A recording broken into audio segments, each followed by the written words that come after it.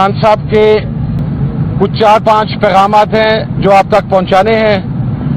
سب سے پہلے تو یہ کہ ریمیٹنس کے حوالہ سے ریمیٹنس کی کال جاری رہے گی، اور اس کی نوبت کیوں آئی کہ 1971 کے بعد پاکستان میں پہلی مرتبہ کسی پولیٹیکل پارٹی کو اس طریقے سے وکٹمائز کیا گیا، پولیٹیکل پارٹی کے بنیادی حقوق سلب کیے گئے، پاکستان تحریک انصاف کے کارکنان کو ٹارچر کا نشانہ بنایا گیا، پارلیمنٹیرینز کی چادر اور چار دیواری کا تقدس پامال کیا گیا، اور بحیثیت مجموعی سول رائٹس اور ہیومن رائٹس کو سسپینڈ کیا گیا۔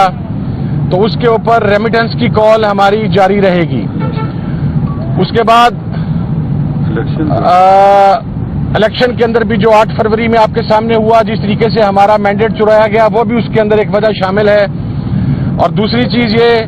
کہ مذاکرات کے کٹ آف کے لیے جو ایک ٹائم فریم ہے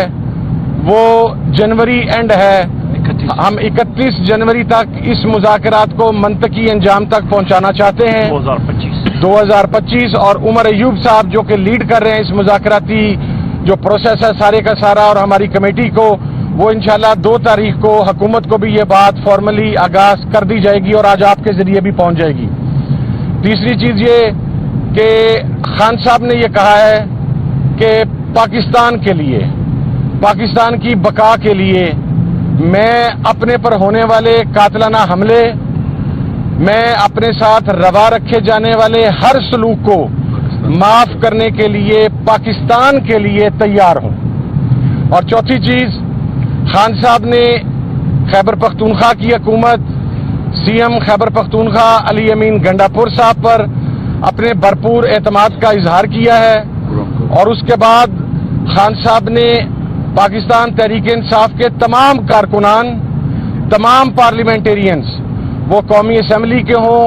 وہ ریسپیکٹیو صوبائی اسمبلیز کے ہوں، ان کو شاندار الفاظ میں ان کے کھڑے رہنے پر، ان کی استقامت پر، فستائیت کا سامنا کرنے پر یہ کہا ہے کہ یہ تمام میرا فخر ہیں، تمام پارلیمنٹیرین فخر ہیں، تمام کارکنان فخر ہیں، تمام اتحادی جماعتیں فخر ہیں۔ اور خان صاحب نے کرم کے معاملے کے اوپر سی ایم کے پی کے علی امین گنڈاپور صاحب اور راجہ ناصر عباس صاحب سے خصوصی گفتگو کی، اس کے اندر اسپیکر صاحب نے، عمر ایوب صاحب نے، سلمان اکرم راجہ صاحب نے اپنا فیڈ بیک دیا، اور خان صاحب نے اس بات پر زور دیا کہ جلد سے جلد اس مسئلے کو حل کرنا ہے اور اس کے حل کی طرف جانا ہے۔